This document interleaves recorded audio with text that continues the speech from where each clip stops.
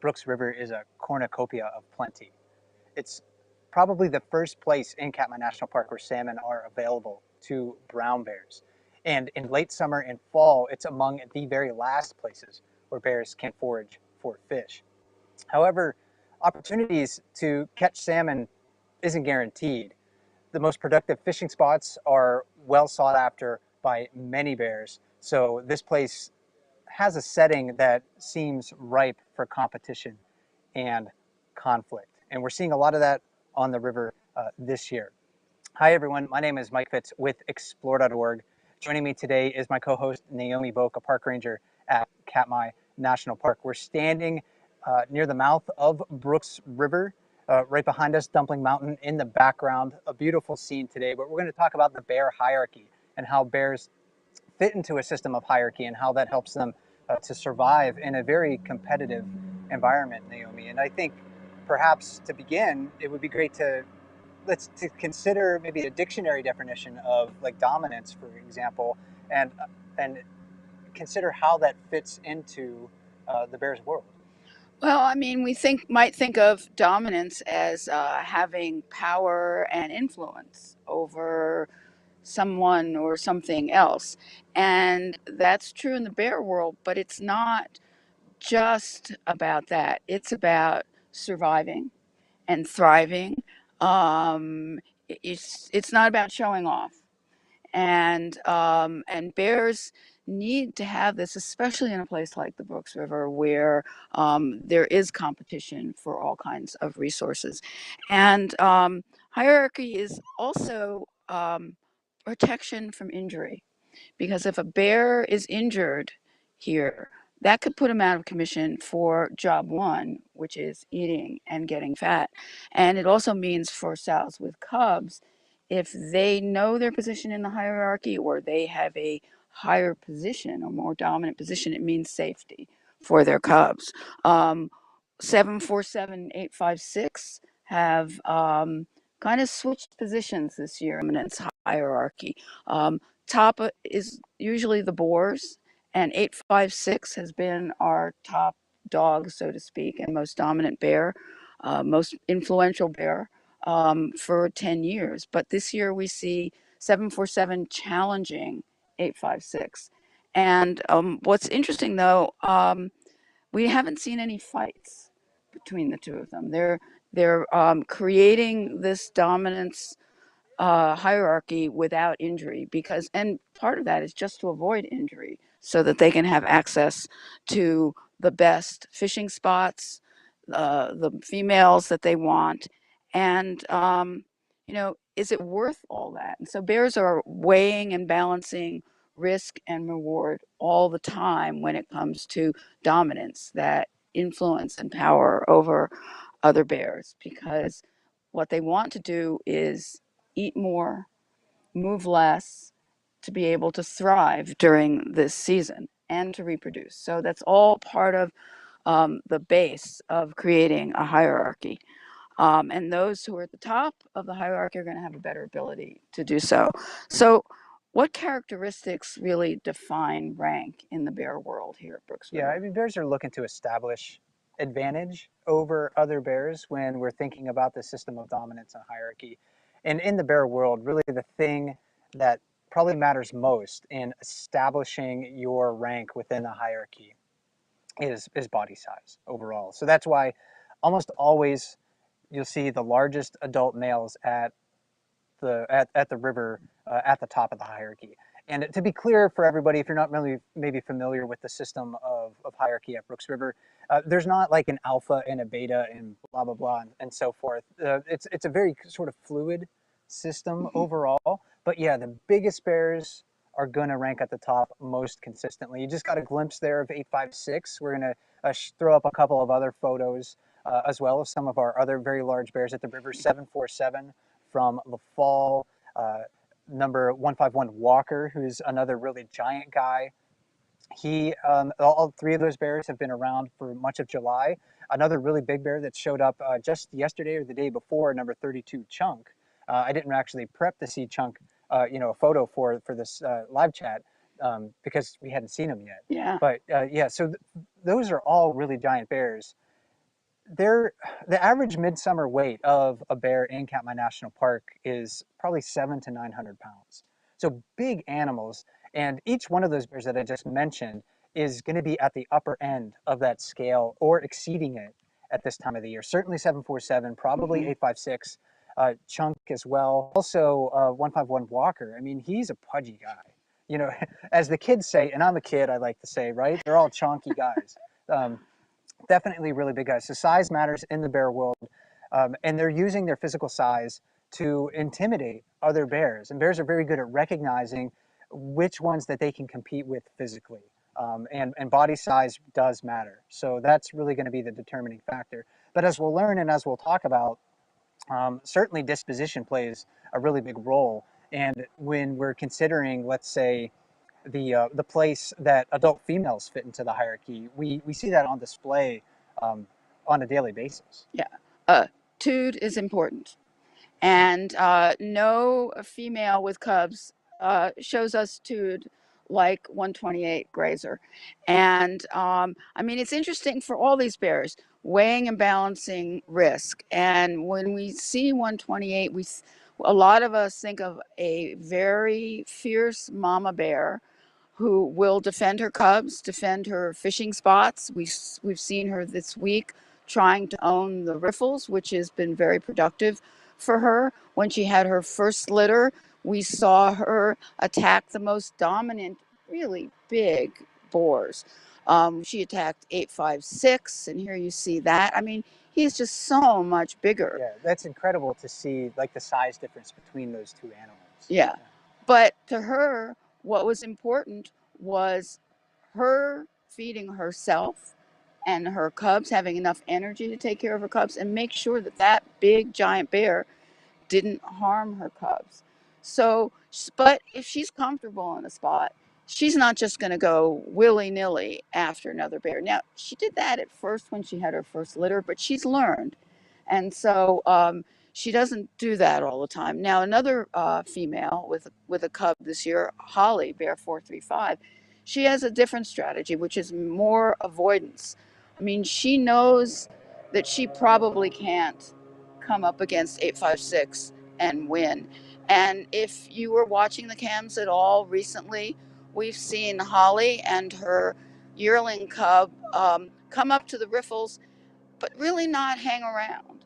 And she did that twice last night. She came up, she saw a more dominant in this moment female, 128, kind of open, owning that space. Another thing that Holly does in figuring out her place is understanding what her cubs are capable of.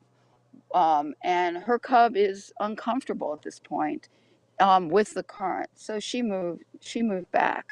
But both these bears, 435 and 128, act very differently when they're single females. So, Mike, what's the place of a single female Yeah, in and the bear hierarchy? the with those mothers and cubs, I think their presence in the hierarchy and how high maybe they sit is largely based on circumstances. As you were mentioning, Grazer, she's extremely defensive. She's willing to stand up to other larger bears, but she's not really kind of going out of her way consistently, especially when she's single. And this is, yeah, this video here, I mean, that's Grazer pushing a larger bear off of a cliff across the waterfall. It happened real fast. Maybe that's something that we could show again. That was number 83 that fell off of the waterfall. So that that demonstrates, how far, she's kind of willing to go to defend her offspring. But it's circumstantial. And if everyone's wondering about 83's status, he looks fine. Yeah. He's always beat up at this time of the year. That's normal for him, but he's walking around quite fine. So he didn't look like he really And, ended up suffering from that. and I was sorting through photos today, and he's got a belly on him, so he's not doing badly. It's okay. So yeah, it's a lot of circumstantial interactions, while you may find like those dominant bears, like 747 or 856, going out of their way consistently to challenge other bears. And we're not seeing Grazer do that except when she's maybe defending her offspring. But people often wonder, Naomi, to get back to your point when you were asking me earlier about single females, where do they fit into the hierarchy? And they certainly have like their own, tiers within that class of bears. And it depends on their body size, it depends on their health, it depends on their attitude, as you were mentioning as well.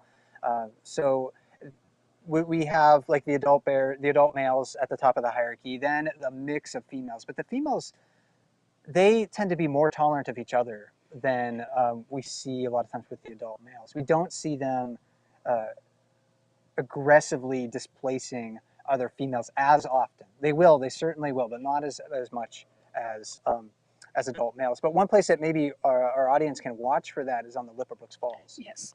402, for instance, a big female, maybe one of the larger adult females that we have here. She'll go up there. She'll compete with space with adult males, with younger females that like to fish that spot as well. So look for that. Certainly, single females will fit into the hierarchy in their own way. But since they're not defending cubs, they don't necessarily have to be as defensive or feel like they need to attack other bears to defend space as much. Right, like we see the males establishing their place in the hierarchy, and they do it frequently at the beginning of the season. And we'd see a bear like 747 for a few weeks just saying, that bear, that boar, I want to let him know that I am the boss now. And he will go purposely and have a confrontation, not necessarily a fight, but just to let that other boar know. And we don't see the females really doing that. If there's competition for a fishing spot or another bear comes near their cubs, then under those circumstances, they will try to exert their power and defense. Absolutely. And we've talked about the adult bears so far, but there's a class of bear that has it kind of rough when we're talking about dominance and the hierarchy, and those are the little tykes, Yeah. the independent juvenile bears that we like to call sub-adults. Yeah, there are teenagers of the bear world, and they are at the bottom of the bear hierarchy around here, and they have a lot of learning to do. They're some just newly emancipated from their mom, so they don't have the protection of mom anymore, like we just talked about. They're hungry, they're growing up, but they need to grow out as well. They're figuring out their relationships with other subadults. Maybe their relationships with their siblings are changing, but they are taught about rank from the very start. If you watch a litter of cubs, you will see them sometimes fighting with each other over resources, over mom's milk, or maybe if she's gotten some fish that they want. And pretty soon you can see some ranking. You can see who the feisty cub in that litter will be. And that continues on. And then when they're subadults, they start having relationships with other subadults. And that can be maybe rank and availability to food, or it can be play.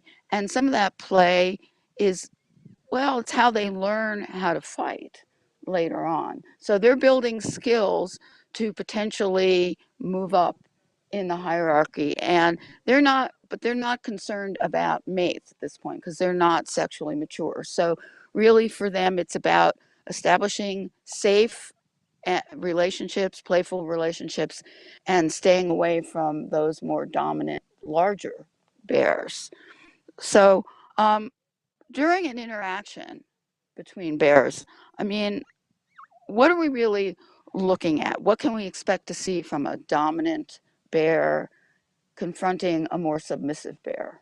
We've talked a lot about like kind of the nuts and bolts of where individual bears may fit into the hierarchy, and you can predict with reasonable accuracy where an individual bear is going to fit just based on whether it's an adult male or an adult female or an adult female with cubs, and down to subadult bears.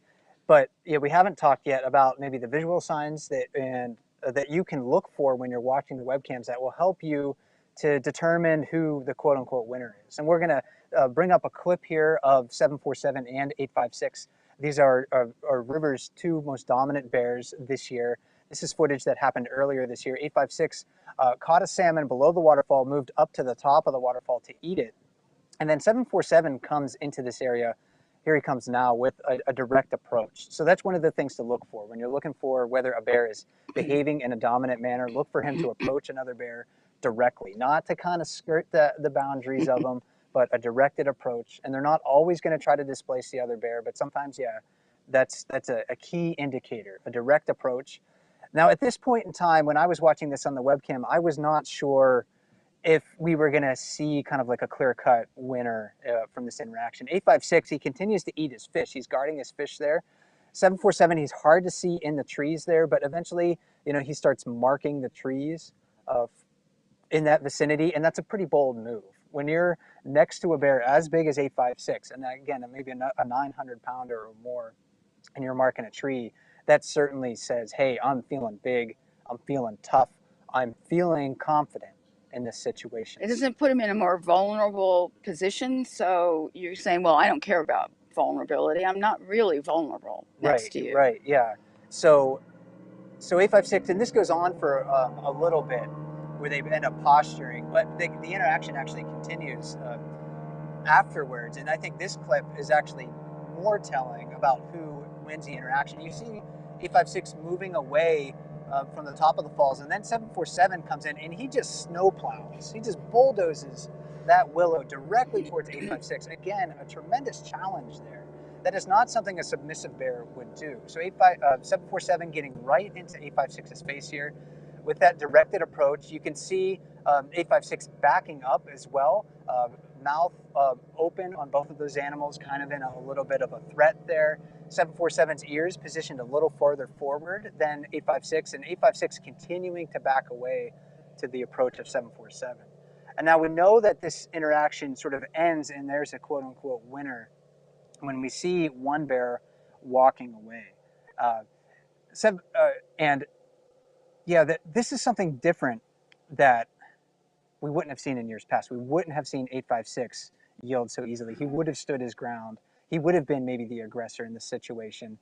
Now 747 right here, turning and walking away. And in this instance, because he wasn't competing over a fishing spot, he was looking to establish his dominance over 856. That shows that's why he walked away. He turned his back. Again, it was just like saying, I don't consider you a threat to me anymore. I'm just going to go about my business, and tough luck, little guy. When you observed that, were you surprised that there was no physical altercation, given the fact that 856 has been so dominant for so long? Not not necessarily. It's possible that they had interacted before we saw Hmm. them that morning on the webcams, and they had fought that year. But they've definitely fought in the past physically. But again, it goes back to the fact that bears are very good at reading the body language of other bears. They're very good at assessing their own body language. Yeah, another look at this from the Falls low cam of 747 just plowing through and approaching 856. So it this is how a lot of interactions between dominant bears settle out. They don't necessarily result in a physical fight. They're both very good at reading the other's body language. That's important too, because again, as we said, injury is something to be avoided at all costs. But if that cost of fighting is worth it to you, you'll risk that Certainly, injury. and we've seen that with 747 in the past. A couple of years ago, Hmm. during a play-by-play broadcast up at the Falls, 747 was in the face of another really large bear, and it looked like he was more dominant. But then that other bear came and challenged him. 747 didn't back down. They got into a really intense fight, and 747 ended up losing. So there is certainly a risk involved in that.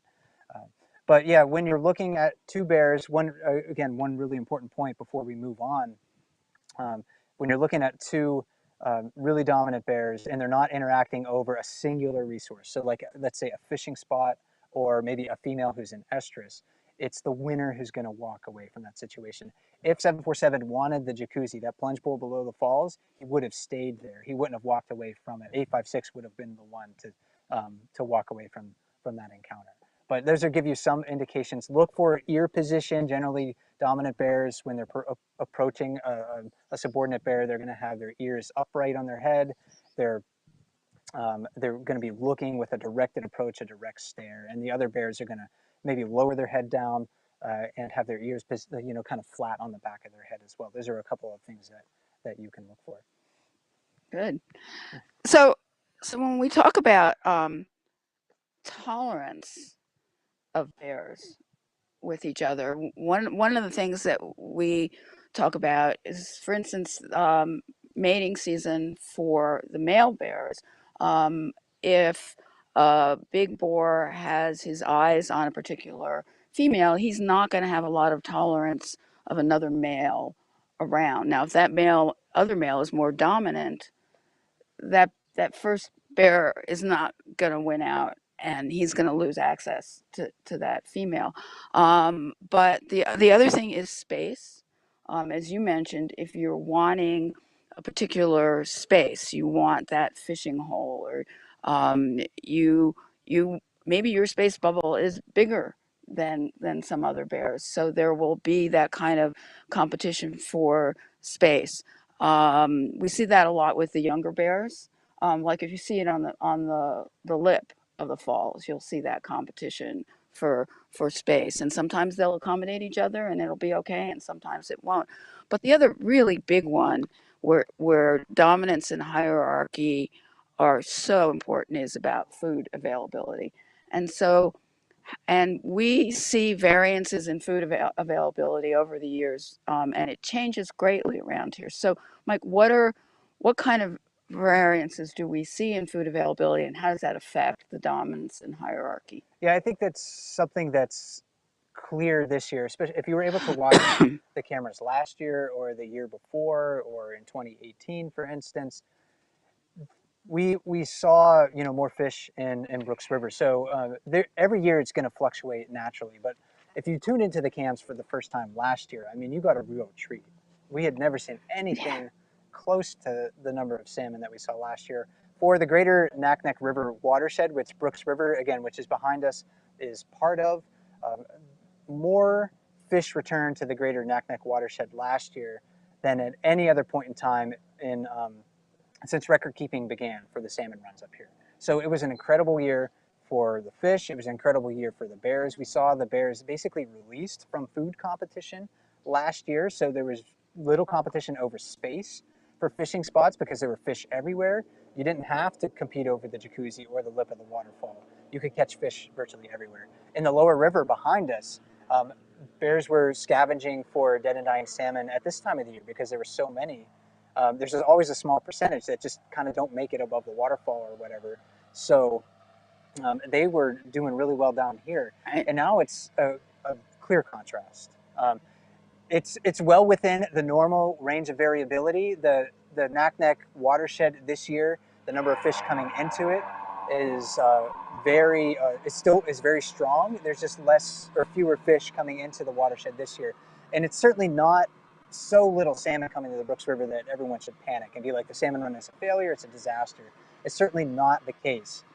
But we're seeing what the difference between a lot of salmon can do for bears versus uh, fewer salmon, and how that is changing the behavior of these bears. How bears have to compete with one another um, more more aggressively for the preferred fishing spots. How we see bears maybe even fighting over scraps of fish that last year they would not even look at hardly. right. And it also shows the importance of dominance in the hierarchy, because I'm sure, those of you who have been watching the cams um, have seen that the bears who are catching the most fish are the ones who are most dominant in those areas. 128 Grazer in the riffles has been catching a lot of fish there, and she's more dominant, established a certain level of dominance there. And it's the big boys who are really catching the fish in the prime fishing spots at the falls. Yeah, so and that's one of the things I think that makes bear cam interesting and watching bears here at Brooks River interesting. It's not only that we know these individual animals or we can recognize them as individual animals, it's also how they adapt to the different circumstances on a yearly basis. And that's maybe a thing that you don't have the opportunity to do at many other national parks where maybe you're seeing wildlife. So it's fascinating to see. Again, the fewer salmon are moving through Brooks River compared to last year, but and I expected to see more just based on the overall salmon numbers for this watershed. But again, it's a normal part of the natural variability of what goes on here. But one final point, maybe, Naomi, before we get to our conclusion and try to answer a few audience questions that we have queued up, I wanted to bring up some statistics about um, the advantages of being a dominant animal. And I mentioned these last year, but I think it's important to reiterate. And this is about bear 856, who had been the river's most consistently dominant bear for about a decade or so. And one of my, kind of nerdy things that I like to do while I'm here, and anybody who comes to Brooks River and sees me on the platform will see me with my trusty notebook. It's really never far from me when I'm outside here. But I like to take notes on how the bears are interacting with one another and actually score which bears are displacing others, which bears are, again, quote unquote winners in these interactions. So from 2011 to 2019, minus a couple of years where I really wasn't present at the river, I tried to keep those statistics. And I noted in total not about, but according to my spreadsheet, 1,745 interactions between bears. 856 was involved in 575 of those. So that says that he was doing a lot of stuff at the river. It could also indicate that he was just present at the river a lot. But I think the way that those interactions were scored is very, very telling about how he ranked in the hierarchy during those years. Because in only 2 instances really did I note him yielding to another bear, and that was in instances where he faced a particularly defensive mother at that time. I only saw one time where another bear tried to steal a fish from him and it didn't work, and that bear never tried it again. But half of the interactions that he was involved in was just other bears avoiding him. So once he's able to establish that high level of dominance, those dominant bears don't often have to work very hard. And I think that's a really important point. A lot of times when people will say, well, why is that bear wasting energy going over and challenging that other bear? But it pays dividends in the long run. Again, with 856, it certainly did. With 747 even in the past. 747 just got out of his way until this year.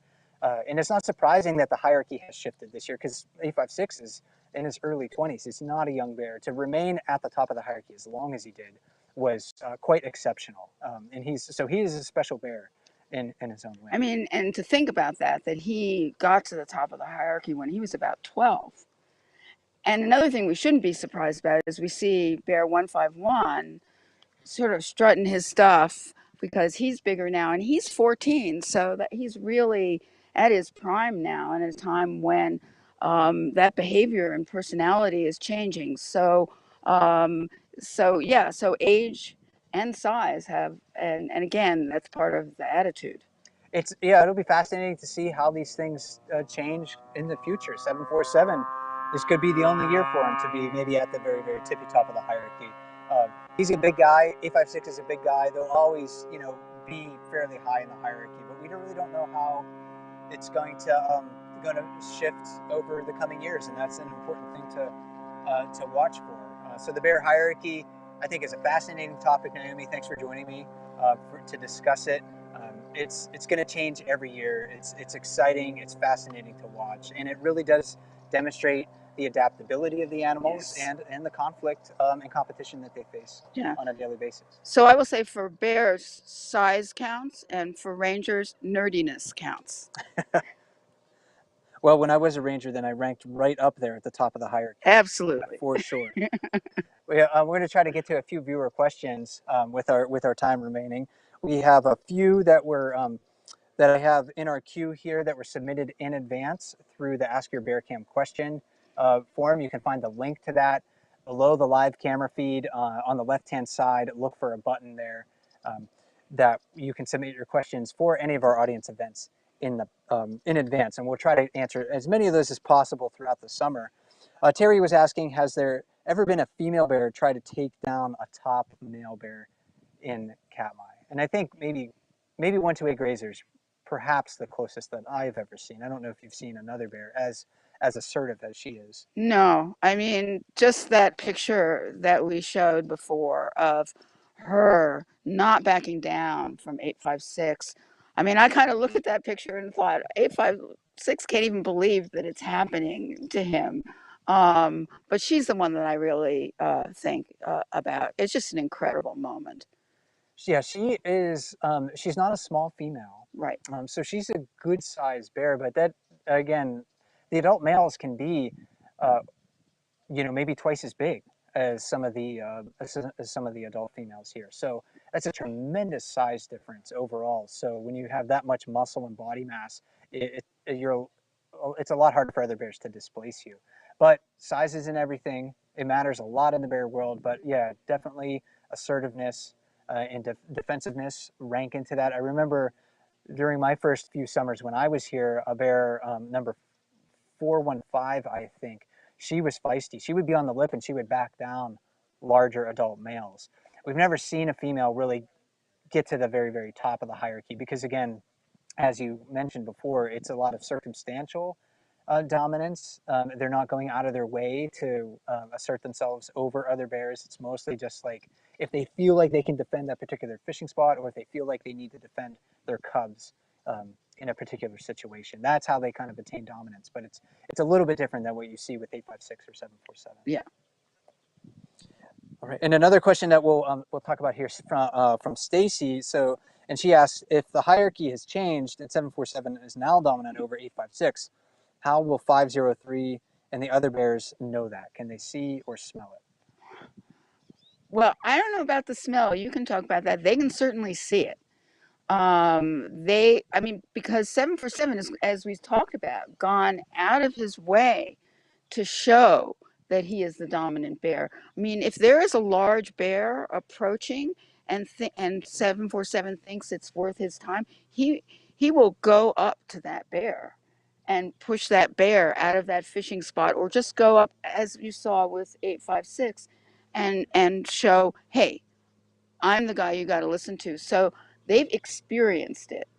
They've experienced that dominance. And what to me was very interesting last night at the Fall Spotted, and it seems like those top bears don't have to do that kind of proving of their position anymore. They've done that. They've established that. The other bears are moving away. A bear like 503, who's big but still young, and a very sociable bear, he knows to get out of the way, and he did get out of the way of those bears.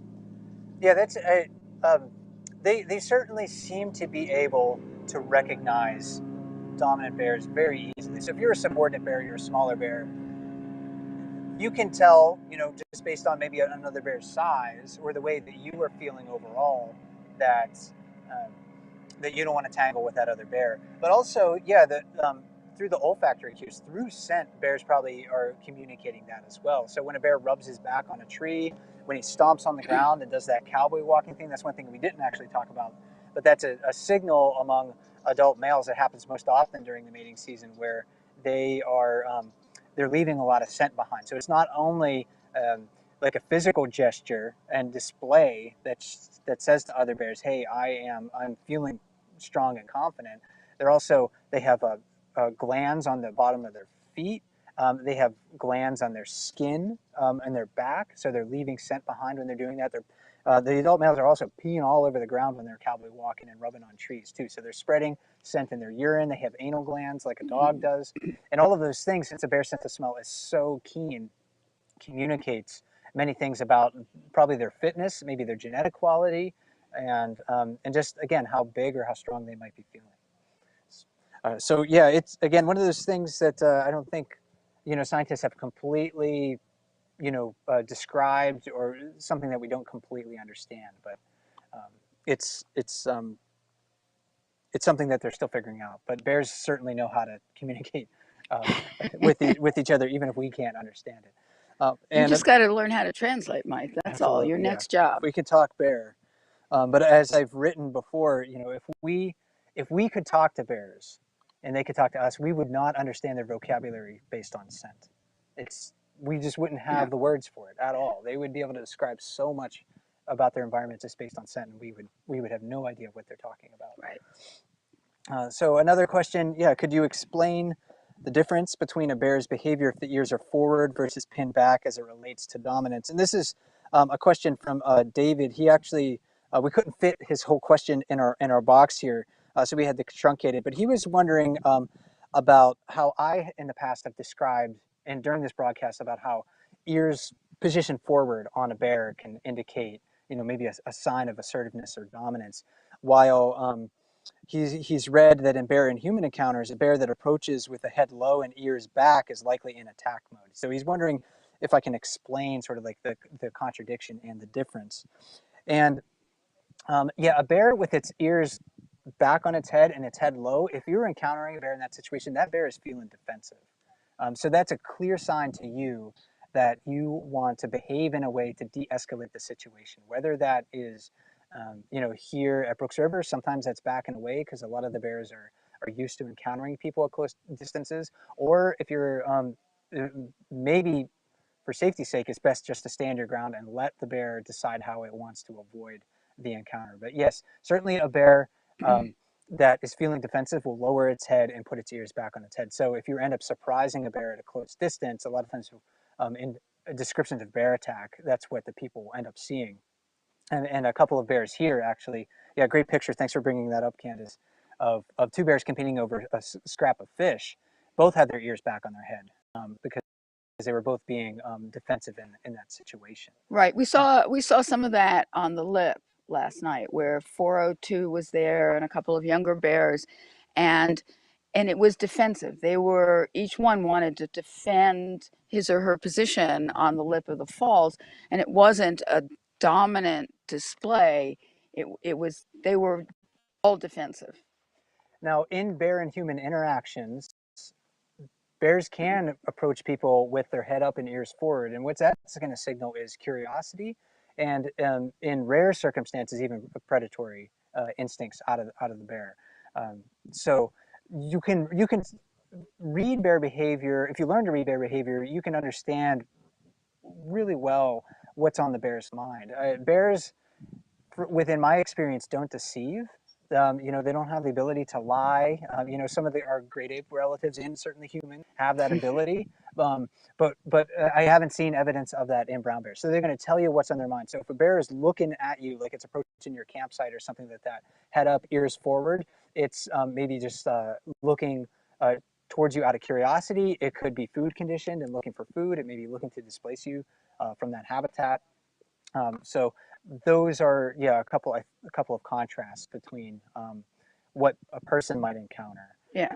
If I do see a bear approaching me and I move out of its way, for instance, here at Brooks River, and it gets off the path and it's still like looking at me, big eyes, ears up, and I can't dissuade it, then yeah, that bear is very curious for some reason or another. And then I may take a more active approach to dissuade that bear by stomping my feet, clapping my hands if I'm next to a tree or a shrub, shaking that, making yourself look big to try to dissuade. You want to dissuade curious bears. You want to make sure that you're not threatening a defensive bear. Yeah, this is a really good explanation of what happens when we have close encounters with bears here, because, and a very good explanation why you never see photos from me when I have a close encounter with a bear. You'll get the story in writing, but you're not going to see a picture because I am looking at that bear to see what that bear is telling me. And we are going to do a chat with Ranger Nick later in the season about bear language, because no one spends more time communicating with bears than the bear techs here in bear management at Brooks River. They insert themselves into the hierarchy at the lodge, basically, while trying to keep bears away. Yeah, yeah. So we'll be talking to Ranger Nick and hear some of the nuances of bear language from him. Well, thanks for everyone's questions. And I know there's a ton more in our question form. We'll try to answer as many of those throughout the summertime.